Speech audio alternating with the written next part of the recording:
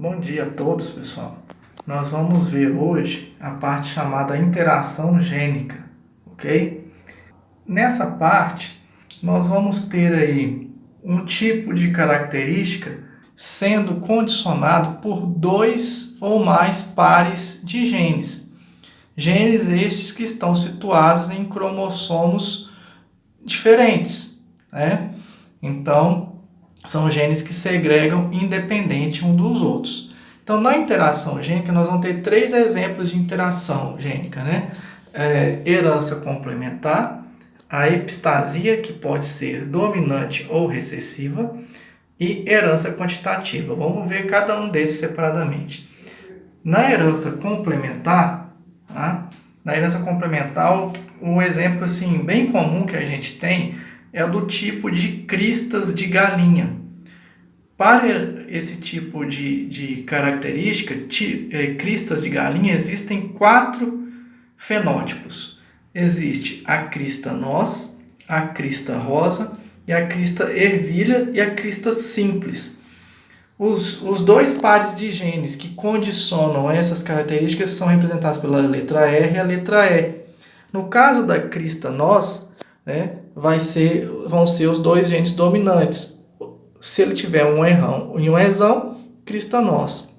Para a crista rosa, ele vai ter um gene errão e o ezinho como homozigoto recessivo. Para a crista ervilha, ao contrário, o errinho, homozigoto recessivo e um ezão, né? E crista simples é o duplo recessivo, ok? Vocês estão percebendo que são dois pares de genes, o gene R e o gene E, que estão condicionando para um tipo de característica que seria somente crista. Diferente lá da segunda lei de Mendel, que nós vamos ter dois pares de genes condicionando para dois tipos de característica. Por exemplo, na segunda lei de Mendel a gente tinha lá, no exemplo das ervilhas, um gene condicionava, por exemplo, para cor da ervilha e o outro condicionava para textura. Aqui são dois genes condicionando para só um tipo, que é a crista. Então, se a gente fizer um cruzamento entre duplos heterozigotos, ou seja, se a gente pegar errão, errinho, ezão, ezinho e cruzar de novo, né, com ele mesmo, ou seja, nós vamos estar cruzando crista do tipo nós com outra crista do tipo nós vamos ter uma proporção igual lá do duplo heterozigoto da segunda lei de Mendel. Nesse caso aqui, alguns outros casos vai variar. Então, como que ficaria aí esse cruzamento, né? Esse cruzamento vocês vão fazer igualzinho lá ao da segunda lei de Mendel. Vão separar aqui a quantidade de gametas que esse indivíduo pode produzir e esse aqui também. Esse aqui produz um do tipo errão com o do tipo ezão. Do tipo errão com o do tipo ezinho. Do tipo errinho com o do tipo ezão. E assim por diante. Tá? São 4 tipos de gametas. Lembra da formulazinha lá da última aula, né? É a mesma coisa o outro, porque o outro é igual, então você coloca aqui na parte de cima, né?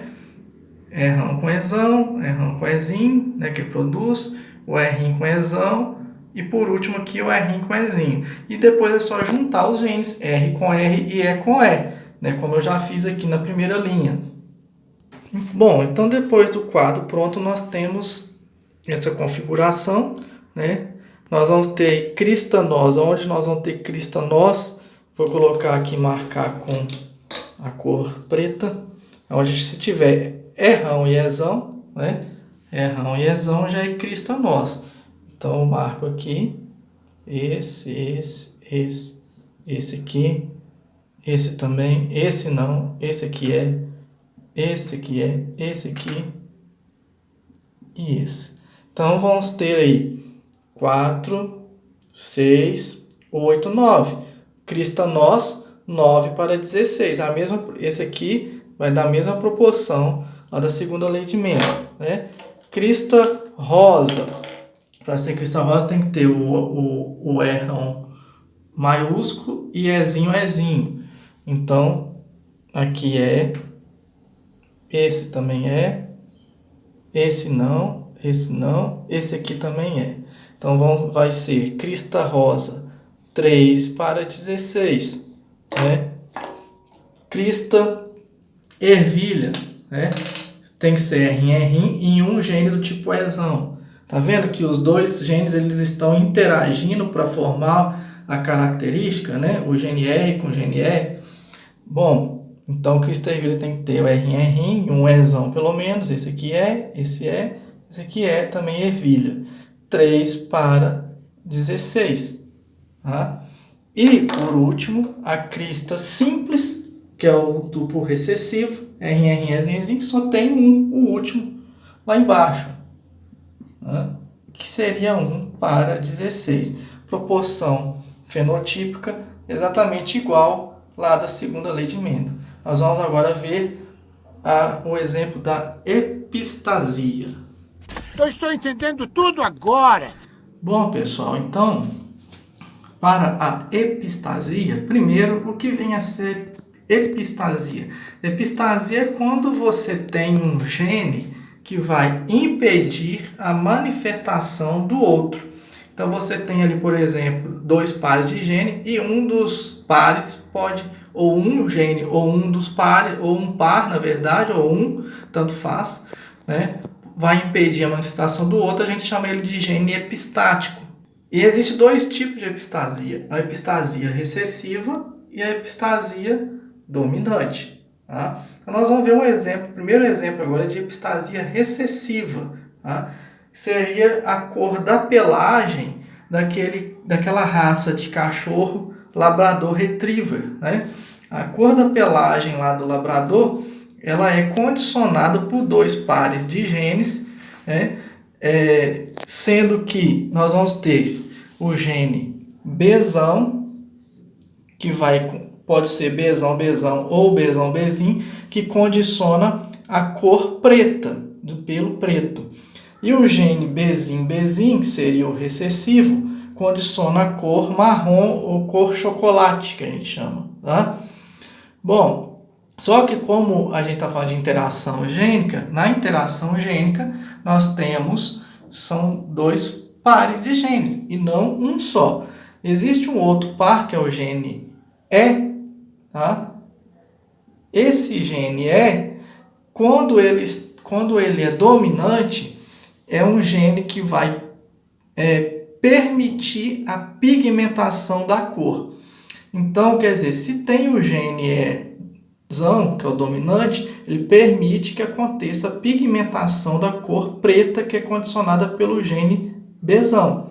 Então, o gene Ezão, pode ser 2 Ezão aqui, ou um Ezão Ezim, esse aqui ele vai ter a cor pelo preto. Tá? No caso do marrom, o marrom ele sempre vai ser o Bzim, tá? O chocolate, né? E ele vai ter que ter o gene Ezão, né? Porque o gene Ezão vai permitir que pigmente a cor chocolate, né? Então, vou colocar aqui pelo chocolate, que é o marrom. Tá? Agora, se tiver o gene Ezinho, ou seja, uma dupla de recessivo, na presença do gene Ezinho, desse recessivo, vai acontecer a epistasia, né? O gene Ezinho, ele é epistático, ele em dose dupla, né, recessivo, Ezinho, ele é epistático, ele vai impedir a manifestação do gene B, qualquer um dos dois, tanto o preto quanto o marrom. Então, independente se aqui for Bzão ou se for Bzinho, né, e vier o E aqui, certo? Em dose dupla, que se for Bzão, e aqui for Bzinho, aqui no caso não vai ser nem chocolate e aqui não vai ser nem preto, tá? Por quê? Porque essa dupla de genes recessivos aqui, Ezinho, eles são epistáticos, eles impedem a manifestação desse gene, então não acontece a pigmentação dessa cor. Nesse caso aqui não vai acontecer a pigmentação do preto e aqui não vai acontecer a pigmentação do chocolate aqui. Então, que cor que vai ser aqui esse pelo? Para esses 2 casos aqui. O pelo, que o pessoal chama tipo um bege, eu vou chamar aqui de dourado, né? Aquele amarelo dourado que os labradores, aquela pelagem que os labradores têm, tá? Um pelo dourado, certo? Então, vamos ver agora como que fica o cruzamento entre heterozigotos. Então, aqui, no cruzamento entre heterozigotos, nós vamos fazer igualzinho lá do exemplo anterior e do exemplo de segunda lei de Mendel. O cruzamento é da mesma forma, tá? Separa os gametas. Então, eu vou cruzar aqui dois duplos heterozigotos, né? Eles são da cor preta, são labradores do pelo preto. Nós vamos ter o seguinte, aqui, Bzão, Bzinho, Ezão, Ezinho, Bzão, Bzinho, Ezão, Ezinho.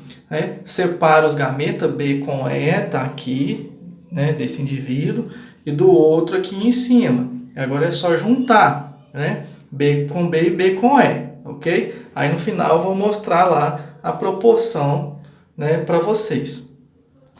Bom, então aqui já está o quadro pronto, com todos os genótipos produzidos, né? O quadro com 16, né? 4x4, né? 16.